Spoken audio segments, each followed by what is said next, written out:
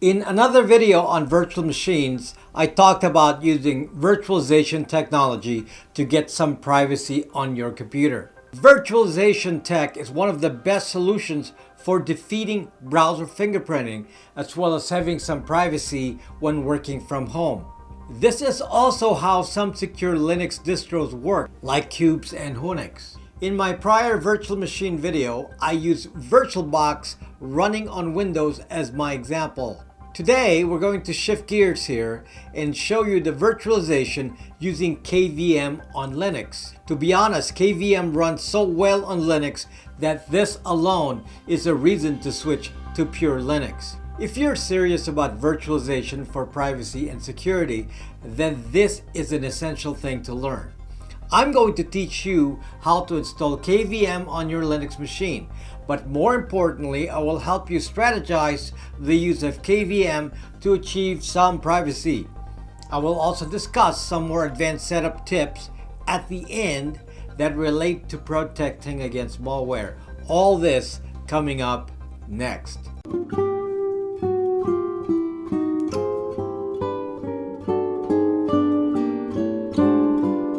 Virtualization is an excellent tool for privacy, and KVM is the best at virtualization if you're using Linux. Many of you have used KVM virtual machines without even knowing it. When you rent a server for a website, typically you are renting a VPS or virtual private server. This is just a fancy way of saying you're using a KVM virtual machine, sharing a server with other users. And even if you use a dedicated server, it will often be easier for the data center to just give you a KVM virtual machine, though you will be the only user. So KVM is highly used in the Linux server infrastructure. It's actually very efficient, and there's very little overhead from using KVM. And that is because KVM is already included in the Linux kernel. Today, we're going to teach you how to install KVM on your desktop Linux so you can run multiple virtual machines. Accessing KVM as a desktop is a little different than the server use because you are accessing different desktops right on your single computer from a GUI, graphical user interface. A VM or virtual machine on your desktop is great for hiding your identity. And as I mentioned, it is used by Unix and Cubes. First, I will teach you how to install KVM. It's really very simple. Then I will teach you how to use several virtual machines at once and how to strategize using it for privacy and security. Before I continue, just a reminder that I post my videos on Library, LBRY, ahead of YouTube. There's a link in the description to follow me there. No censorship on Library, and it seems to have a very heavy Linux following. Also, this video is self-sponsored by my product, BytesVPN, which now serves North America, Europe, Australia, and India. And you can also use my Brax router in all these locations with that VPN. Now, back to topic. I'm using Ubuntu 20.04 LTS for this demonstration. You can, of course, install any distro you want, though I will suggest that you use a very popular distro for privacy, and we'll talk about why later. I'm going to do some command line instructions throughout this video. Don't worry, I will add these to the description so you can do a quick cut and paste instead of manually copying it from the video. First, let's check if your computer can handle virtualization, and this is done through the command line. You run this command, which is egrep, and it looks at CPU info, and this returns the number of cores on your computer. If it is compatible, it will return the number of cores. Otherwise, it will return a 0. In my case here, it returns the result of 8, which indicates that 8 cores are available. Now, to check specifically if KVM will run, you install something called CPU checker.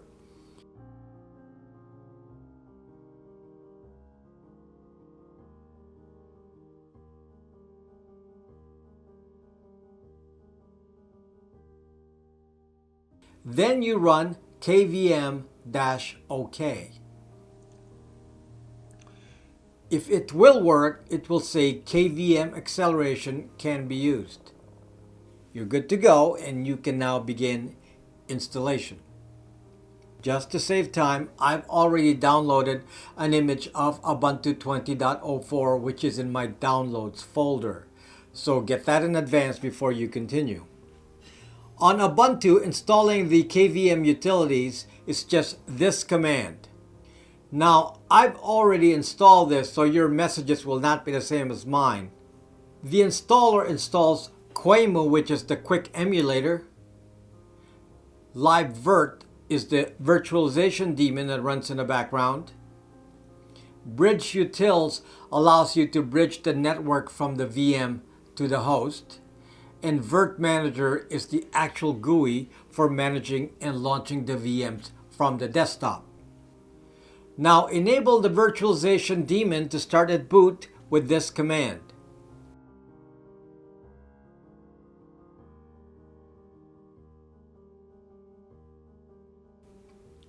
Reboot and you should be ready to go. It's really simple to install. Once you've restarted, all you have to do is to start the Virtual Manager application, and you will see this little window here. Make sure you already have an ISO or disk image of your preferred Linux distro. The neat part about virtualization is that you can run multiple Linux distros, but a privacy tip with browsers. You have to be cautious with this because the more unique the distro is, the more likely you will be fingerprinted. This is the same reason not to put browser extensions on your browsers because it makes your device unique. So I will hide among the many users of a popular distro like Ubuntu. To create a virtual machine, I select New Virtual Machine from the menu. Then I select the ISO image and then continue on to start the virtual machine. I'm just going to take the defaults here and you can always tweak it afterwards. Since the assumption is that you're doing most of your work on the VM, you can actually allocate it more memory and cores, more than I used in this demo. So tweak it as you see fit. Usually it will work much faster if you increase the memory. Now I just double click on the virtual machine to start it. And since this is the first time it is launched, Ubuntu will then prompt me for an install. I'll speed up the installation so you don't have to wait for this since it takes a while in real time.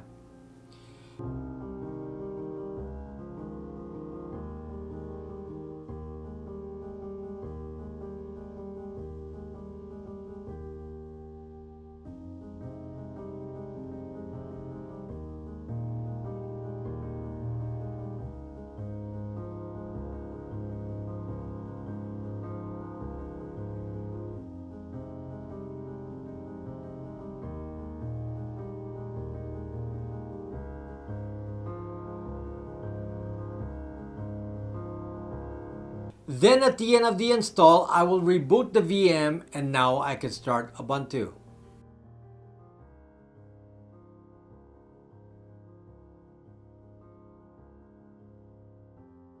Let me just show you a couple of important points for your virtual machine. Let's get into settings.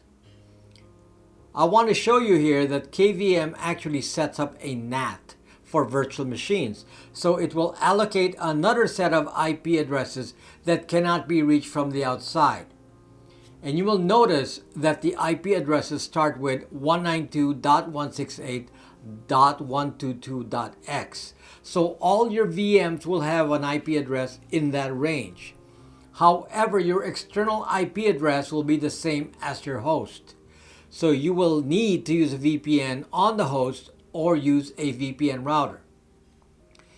Next thing to consider for privacy is the display resolution setting.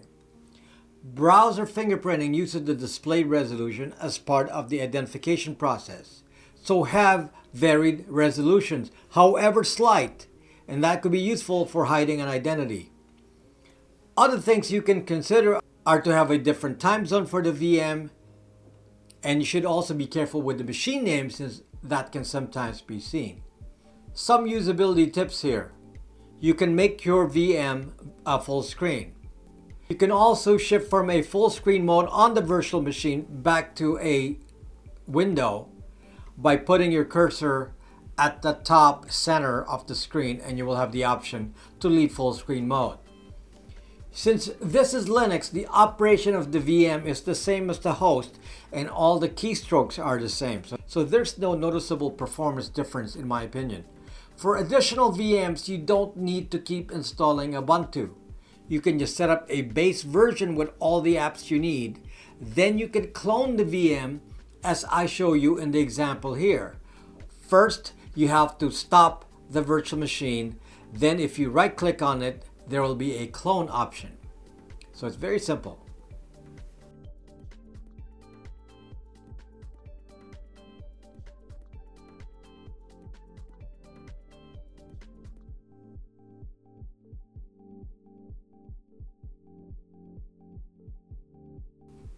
If you want to install KVM from a command line only, for example, on a headless server, meaning SSH access to a server only, then you can use the command that I'm going to show you here.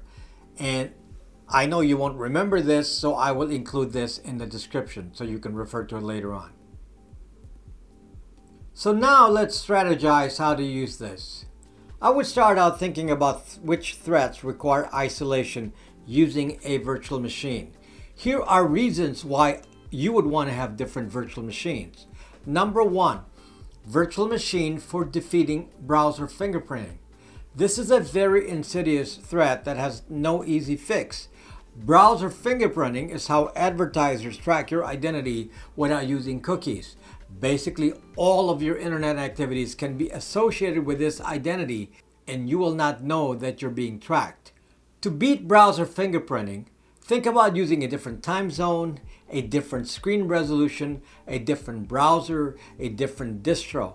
Now, I mentioned that using a rare distro could be an identifier, but understand that different versions of a distro are actually considered to be different.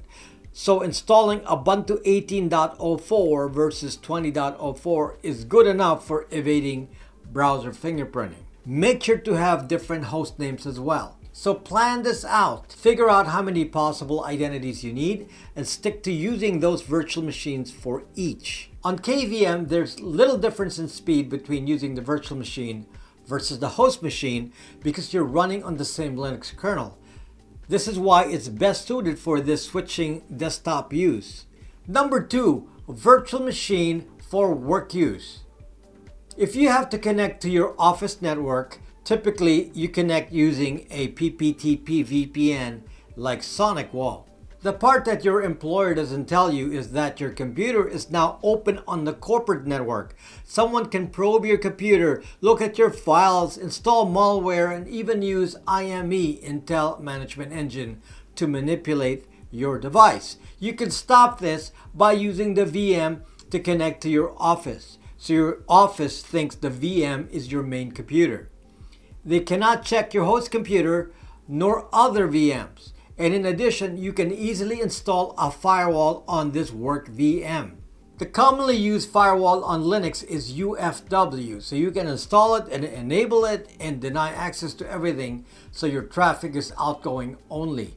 It is pre-installed on Ubuntu. Number three, virtual machine for developers. And now this is kind of obvious. I would set up another VM for testing. This way, if you crash the machine, you're not touching the host computer, and you can always clone a VM if you want to test. Number four, virtual machine to isolate Facebook. The Facebook platform requires some special handling since it is the most dangerous application on the planet. I do not use Facebook because it's extremely hard to avoid its dangers. But if I'm forced to use it, I would isolate it completely in its own VM and I wouldn't run anything else on the machine. This way, Facebook cannot collect any information from websites visited or even examine the network. This is probably the only partially safe way to run Facebook. In KVM, when you're not using a VM, it just goes to sleep, so it doesn't use resources. Now, I still recommend having a newer computer with lots of memory. But KVM is very efficient. The machine I'm using for this is a Star laptop with 8 gigabytes of memory. With this setup, you might realize that you don't need to use the host computer at all other than to host KVM. If you plan out your work so you always work inside a VM, you will find some special advantages that we're going to address next. One of the strategies I've suggested in the past is to install your data on an external drive rather than on the computer.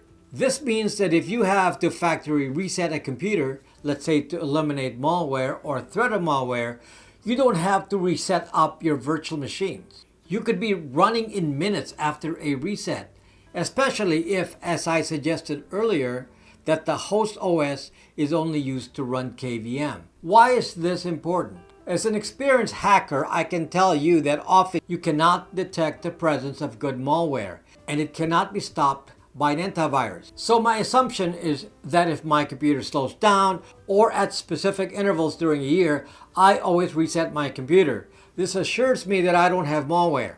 I always assume I have malware, though because of my practices, I haven't found any. It's always a good thing because someone could be smarter than me and could trick me. The nice thing about virtual machines is that each virtual machine is just a file. So if you back up your virtual machine, you can restore them easily, and it's just one file per virtual machine. I'll show you a tool on the command line that allows you to check for the location of your virtual machines. This tool is called Virsh, V-I-R-S-H, or Virtual Shell. Some quick commands here. Virsh list all, and this will show you all your VMs, or they call it domains. Virsh vol list default, this will show you the path of each of the VMs. Virtual machines are stored as one file in var lib libvirt images. The VM files will have the extension .qcow2. You can back up these files directly if you want to some other storage medium. The next thing I'm going to show you is how to actually run your virtual machines from an external drive. If you do this, then you can run the virtual machines from multiple computers. Or you can reset your computer very frequently. Your actual VMs will not be inside the computer itself. For my example here, I am using an external USB SSD, and mine is this, a Samsung T7, which is 1 terabyte. The commands I will show you here will make KVM point to the VMs which are in the external drive. First, I run virsh pull destroy default. Then I do virsh pull edit default, and I will edit it using nano. And you will modify the installation to point to your external drive. So search for that area where you find the drive mapping. Make sure to know the path of your external drive before you start this.